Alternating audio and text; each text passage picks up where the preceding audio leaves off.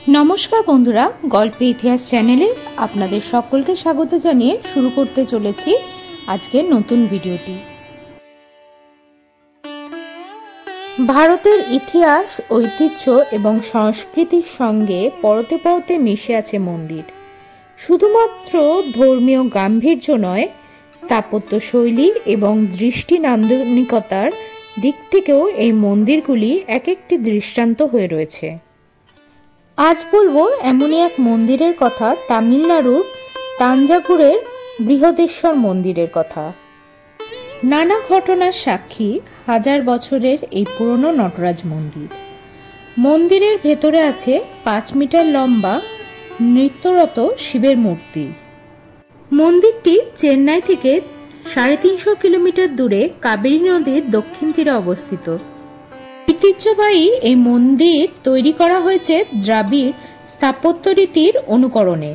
কথিত আছে একাদশ শতাব্দীতে 1003 থেকে 1010 খ্রিস্টাব্দের মধ্যে তামিল চোল বংশের রাজা প্রথম রাজরাজেশ্বর মন্দিরটি নির্মাণ করেন।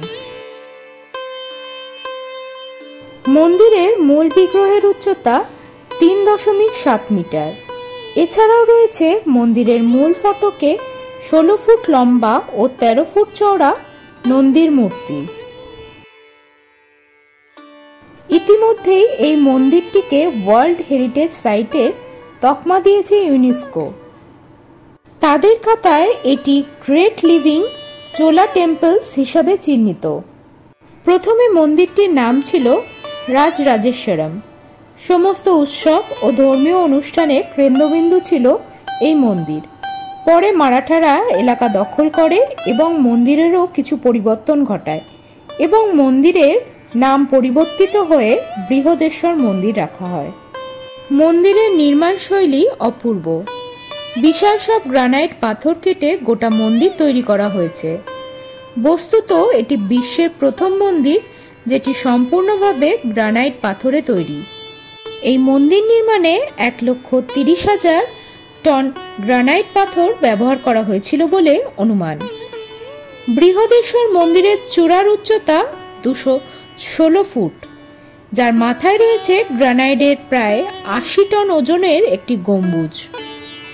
মন্দিরের কারুকাজে ফুটে উঠেছে সে সময়ের সমৃদ্ধি ও জীবনবোধ।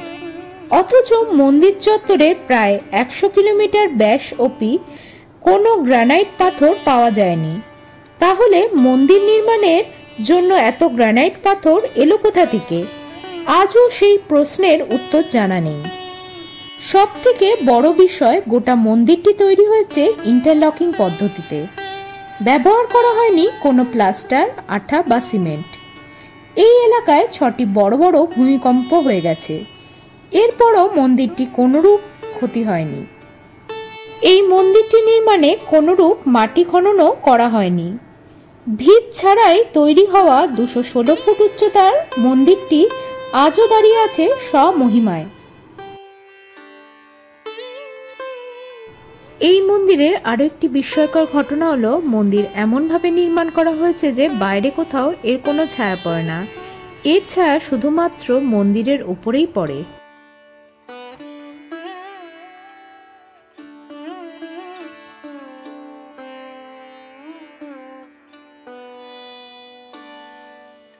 হাজার বছরের প্রাচীন মন্দিরে সর্বত্রই ফুটে উঠেছে ভারতীয় সংস্কৃতি ও স্থাপত্যের ছাপ।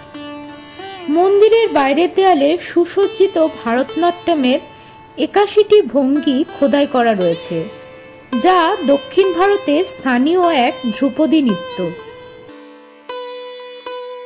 1954 সালে ভারতীয় রিজার্ভ ব্যাংক একটি 1000 টাকার নোট প্রকাশ করে। সেই নোটের একদিকে ছিল বৃহদেশ্বর মন্দিরের প্রতিরূপ।